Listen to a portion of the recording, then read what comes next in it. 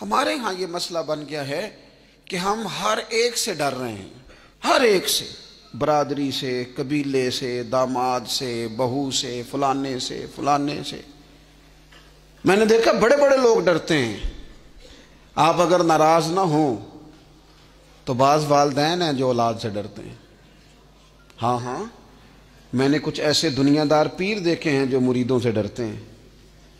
मैंने ऐसे लीडर देखे हैं जो अपनी आवाम से डरते हैं। क्यों?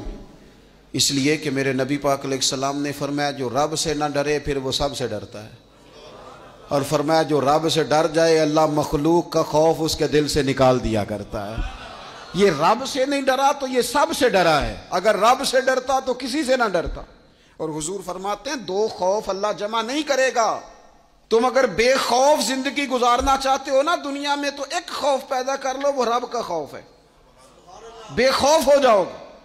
और अगर तुम ये खौफ पैदा नहीं करते फिर तो साए से डरोगे, फिर सांप से नहीं रस्सियों से डरोगे, फिर तो जगह जगह तुम्हें कमजोर कर दिया जाएगा, फिर तो लोग हर वक्त तुम्हें भगाएंगे, डराएंगे। एक खौफ पैदा कर लो अल्लाह का, फिर दूसरा कोई खौफ करीब नहीं आएगा। और एक माने में और कहा अल्लाह दो खौफ जमा नहीं करेगा।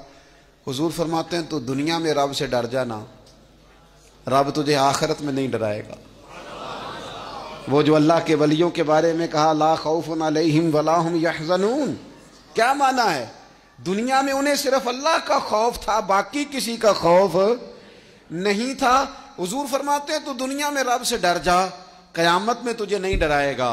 और अगर तू दुनिया में नहीं ना डरेगा फिर तू कयामत में डराया जाएगा।